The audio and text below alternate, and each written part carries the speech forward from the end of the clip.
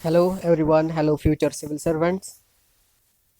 Welcome to the 14th March 2022 the Hindu newspaper analysis.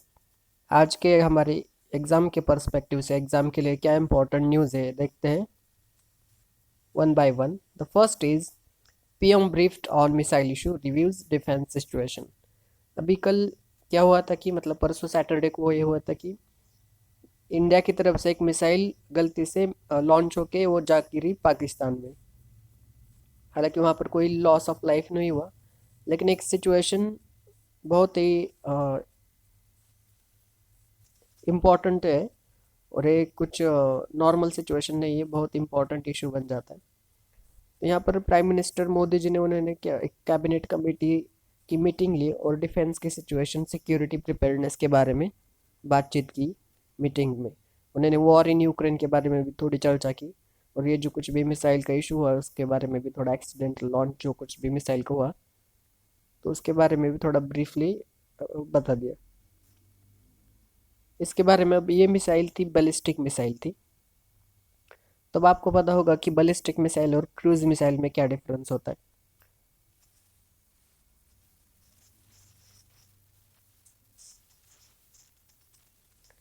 तो ये है बैलिस्टिक मिसाइल और क्रूज मिसाइल में।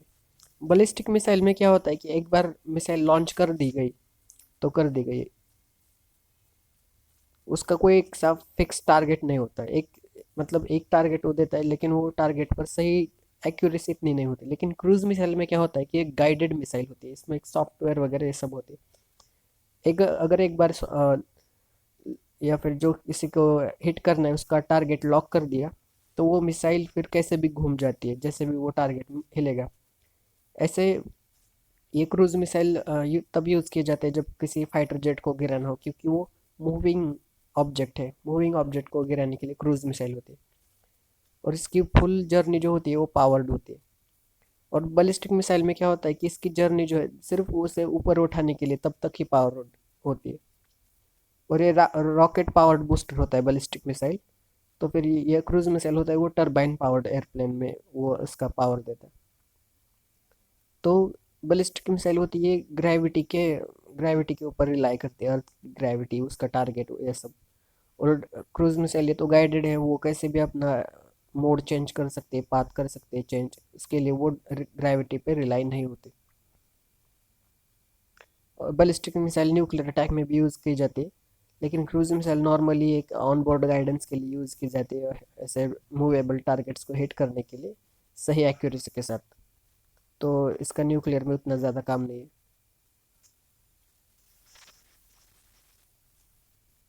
आई एम सॉरी। तो next is India relocates embassy in Ukraine to Poland. अभी जो यूक्रेन में इंडिया की एम्बेसी थी जहाँ पर डिप्लोमेट्स वगैरह इनके ऑफिस वगैरह ये सब होते हैं, तो यूक्रेन में जब इतनी स्थिति गंभीर है तो इंडिया ने अपना जो कि वहाँ से एम्बेसी थी वहाँ का ऑफिस तो उसको रिलोकेट कर दिया और उसको कहाँ पर रिलोकेट किया, उसको रिलोकेट किया पोलैंड में। इस न्यूज़ में इतना ही, लेकिन बस पोलैंड की जोग्राफिकल लोकेशन इंपॉर्टेंट है। तो आपके सामने ये इंडिया, फिर यहाँ से लेके यहाँ नॉर्थ में इक्वेटर के ऊपर ये रहा यूक्रेन और फिर ये पोलैंड। अभी यूक्रेन यहाँ से शिफ्ट करके पोलैंड में यहाँ वर्साव, आपने वर्साव पैक्ट के बारे में सुना होगा, वो इसी का कैपिटल है पोलैंड का। तो यहाँ पर ये जोग्राफिकल लोकेशन है। इसके ऊपर पोलैंड के ठीक ऊपर बाल्टिक सी है, बाल्टिक सी से अपना बाउंड्री शेयर करता है। और ये बाल्टिक सी के तीन कंट्रीज होते हैं, बाल्टिक नेशंस उनको बोलता है। Estonia, then Lithuania is also there and बीच में लैटविया इज देयर। तो मैपिंग ऐसी होती है।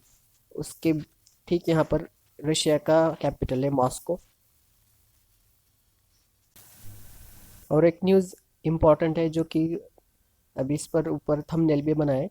35 किल्ड इन रशियन अटैक। अभी रशिया का एक एयर स्ट्राइक हुआ है यूक्रेन के जो कुछ भी वेस्ट प्रोविंस है वहाँ पर, की रशिया की 30 रशियन क्रूज मिसाइल्स वहाँ पर उन्होंने हमला कर दिया और बहुत सारे लोगों की जान गई, 35 लोगों की जान गई। और ओवर 130 लोग यूक्रेनियन जो कि अथॉरिटीज़ है डिफेंस की या फिर जो कुछ भी ऑफिशियल अथॉरिटीज़ आर दैट, उनको वो इंजर हुए।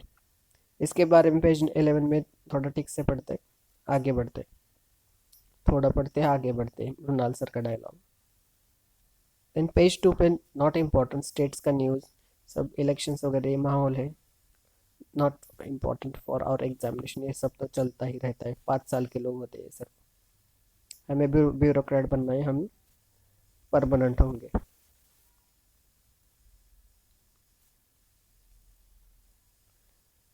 The next important article is on page I think 10, page 10 पर है। ओके, पेज 9 पे ये भी डिस्कस किया था हमने, PM briefed on missile issue और ये सब।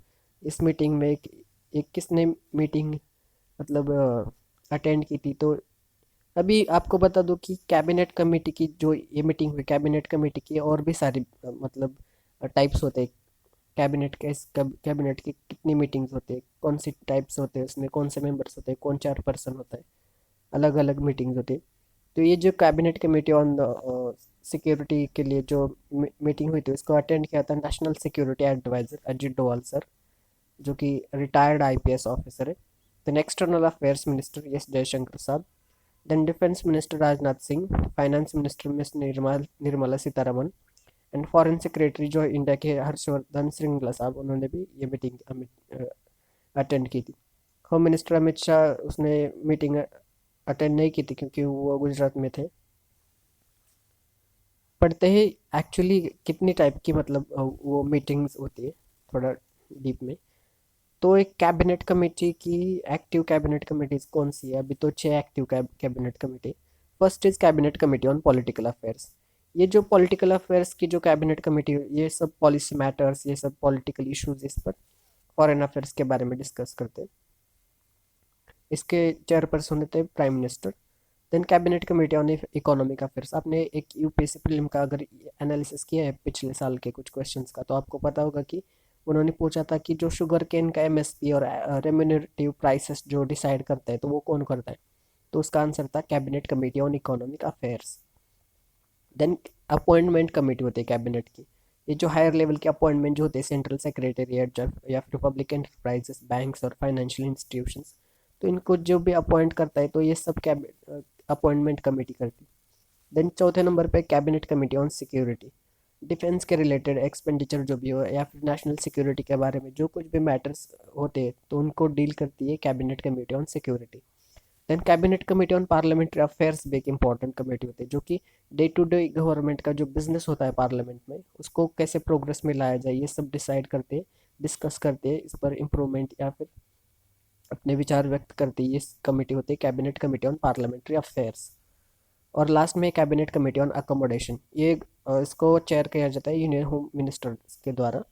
ये एक रिस्पॉन्सिबल कमेटी होती है। रिस्पॉन्सिबल किस लिए होती है, अलॉटमेंट ऑफ अकोमोडेशन, जो कुछ भी top positions government of India में इसको एकोमोडेशन वगैरह ये सब की चीज़ें जो मैटर के साथ डील करते हैं ये कमेटी करती है।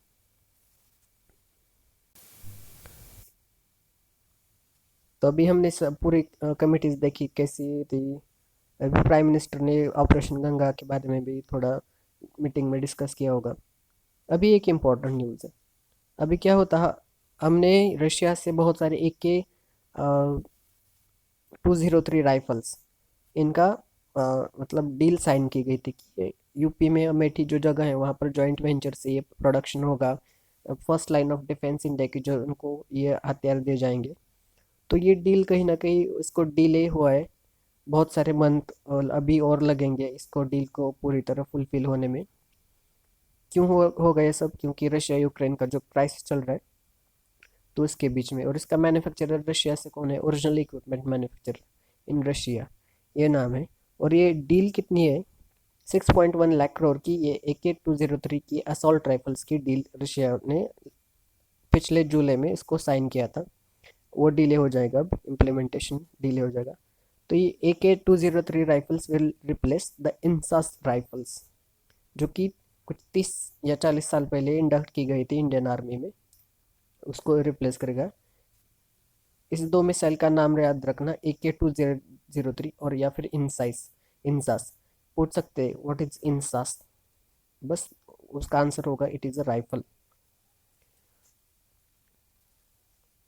फिर एक अनदर स्मॉल आर्म्स की डील थी जो कि रिपीट ऑर्डर और उसका रिपीट ऑर्डर कर दिया करने वाले हैं, जो कि 72,400 SIG-716 असॉल्ट राइफल्स का डील था, वो भी डिले हो गए। और ये फिर रशिया का मैंने बताया कि ये जॉइंट वेंचर है Indo Russian rifles private limited का, जो कि कोरवा अमेठी में उत्तर प्रदेश में इसको बनाया जाएगा। और बहुत सारा लोकलाइजेशन भी किया जाएगी कि अराउंड 5% से लेकर 70% भी जो कुछ भी इसमें चीज़ें या फिर इक्विपमेंट्स लगेंगे वो सिर्फ इंडिया से खुद से मैन्युफैक्चर किए जाने वाले लोकलाइजेशन पे यहाँ पर खास करके फोकस करने वाले ये सब।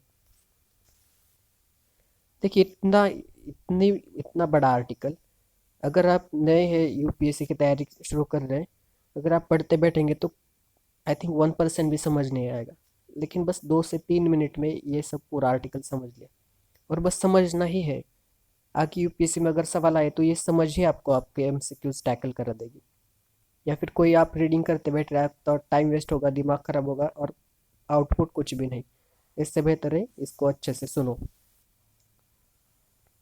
अगर समझ में नहीं आया तो उसको वापस वीडियो को सुन सकते। Yes, this is also very important news. News तो इम्पोर्टेंट मतलब न्यूज़ है इम्पोर्टेंट, लेकिन इसमें हमारे लिए क्या इम्पोर्टेंट है। मैंने एक वीडियो बनाया था आखिर क्यों पढ़ना है द हिंदू न्यूज़पेपर, उसमें मैंने हर एक चीज़ पर बताया कि न्यूज़ अगर ऐसी आई है तो उस न्यूज़ को टैग करते हुए यूपीएससी ने कैसा सवाल पूछा है। हर एक न्यूज़ डेट के साथ दिया है, प्रूफ के साथ दिया है कि, और 1 साल का ही करंट अफेयर्स पूछते हैं, इसलिए this videos are very important. तो अभी एक न्यूज़ क्या है कि चिली का lake area to be off limits for motor boats. अभी चिली का लेक क्या है कि वहाँ पर अभी समर शुरू होता है वाला, तो बहुत सारे विंग्ड गेस्ट्स आते हैं। विंग्ड गेस्ट्स मतलब बहुत सारे माइग्रेटरी बर्ड्स आते हैं, बहुत सारे मतलब नॉर्थन साइबेरिया से लेके उनका जो रूट होता है वहाँ से लेके अभी इंडिया में वो थोड़े दिन के लिए रुकने के लिए गेस्ट्स आते हैं, बहुत सारे माइग्रेटरी बर्ड्स। तो उनको डिस्टर्बेंस ना हो इसलिए ये जो मंगला जोड़ी एक जगह है इसका सिस्टम में, इकोसिस्टम में, चिलिका लेक में ही, तो इसको 6 महीने के लिए उसमें मोटर बोट्स को बंद कर दिया गया है, क्योंकि उनको एक अनडिस्टर्ब्ड इकोसिस्टम मिले। तब ये चिलिका लेक क्या है कि एक इम्पॉर्टेंट रामसर साइट है। इसका जोग्राफिकल लोकेशन या फिर मैप में हम देखते हैं कि चिलिका लेक आखिर है कहाँ, किस स्टेट में है।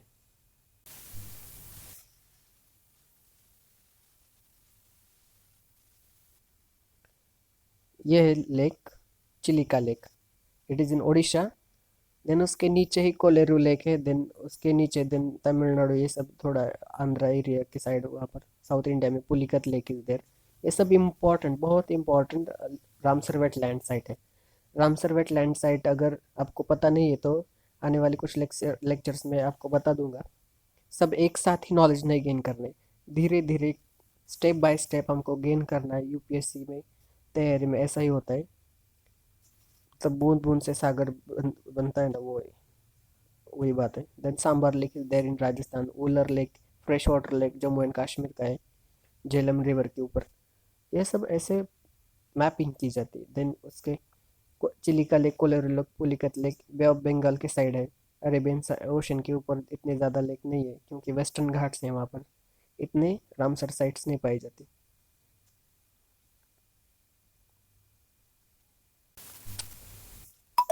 देन आगे बढ़ते हैं, वर्ल्ड पेज दुनियादारी में क्या चल रहा है देखते हैं। ये तो अभी मैंने बताया Russian air strike hits army base skills 35, important है।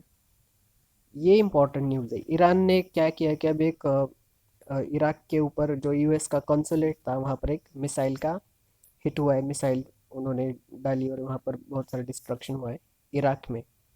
ईरान ने बोला है कि ये हमने एक रिटालिएशन था, मतलब एक बदला लिया है कि जो कुछ भी आपने इजरायली स्ट्राइक ने जो सीरिया में बहुत सारे मतलब 2 मेंबर्स की जान गई थी, जो कि वॉलंटरी गार्ड थे अर्लियर दिस वीक, उनकी जो जान गई थी वो हमने इस बात का बदला लिया। मतलब अब, और फिर जो ये अटैक है इसको बहुत एनालिस्ट या फिर बहुत सारे इंपॉर्टेंट पर्सनैलिटीज़ ने कंडेम किया है, इसका निषेध किया है कि एक violation of international law and norms है।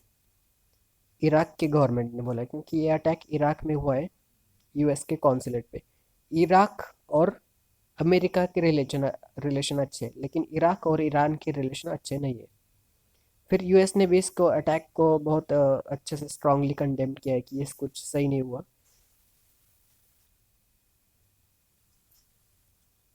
इरबिल करके एक जगह है, वहाँ पर यूएस के कॉन्सुलेट पे अटैक हुआ था। देन ईरान ने एक अपने जो टॉक्स थे कि ये सस्पेंड किया है सऊदी अरेबिया के साथ। ईरान और सऊदी अरेबिया के भी रिलेशंस अच्छे नहीं है। ये सब गल्फ कंट्रीज अगर आप देखेंगे तो इनके सभी के रिलेशंस में कुछ ना कुछ गड़बड़ी है, अच्छे इतने रिलेशन नहीं है। तो ये टॉक्स क्यों उसने फेल हुए, सस्पेंड कर दिया, क्योंकि अभी क्या हुआ था कि तो अभी सऊदी अरेबिया में बहुत सारे मतलब लोगों को मास एग्जीक्यूशन कर दिया गया था, बहुत सारे लोगों को फांसी कर दी गई थी। तो एक्चुअली एक किस्सा क्या है कि ईरान जो है कंट्री, वहाँ पर बहुत सारा शिया मुस्लिम्स रहते हैं और सऊदी अरेबिया में सुन्नी मुस्लिम्स रहते हैं। तो सऊदी अरेबिया ने क्या किया कि जो कुछ भी इतने सारे जो लोगों का एग्जीक्यूशन किया है उनको फांसी दी गई, उनमें 41 शिया मुस्लिम थे। तो ईरान ने बोला कि ये तो इनह्यूमन एक्ट है। ईरान के फॉरेन मिनिस्टर ने बोला हम इसका कंडेम्ड करते हैं, ये एक violation of basic human rights के प्रिंसिपल का और इंटरनेशनल लॉ का वायलेशन है। ऐसे करके उन्होंने अपनी निराशा जताई इसके थ्रू। फिर एक important news, China to face consequences if it helps Russia evade sanctions. ये सब पेज 11 पे चल रहा है। अभी चाइना के ऊपर भी ये सब, चाइना के ऊपर भी बहुत सारा परिणाम हो सकता है, इफेक्ट इन्फ्लुएंसेस मतलब हो सकता है, क्योंकि अगर चाइना रशिया को हेल्प करेगा तो यूरोप या फिर नाटो, कनाडा, अमेरिका, ये सब चाइना के ऊपर भी सैंक्शंस लगा सकते हैं, क्योंकि आपको हेल्प नहीं करना है, हमारी पॉलिसी अभी रशिया को आइसोलेट करना है, रशिया को सबक सिखाना है। देन एक इम्पॉर्टेंट न्यूज़ है, रशिया यूज्ड फॉस्फरस शेल्स इन दोनबास अटैक्स।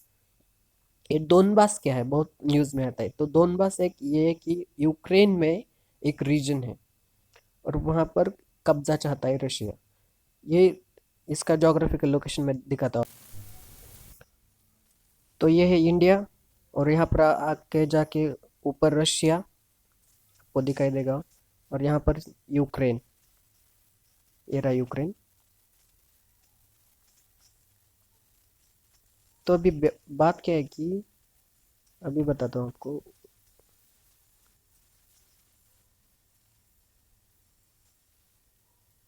तो ये है सब पूरा रशिया का पार्ट इतना, और क्या है कि ये यूक्रेन का पार्ट है।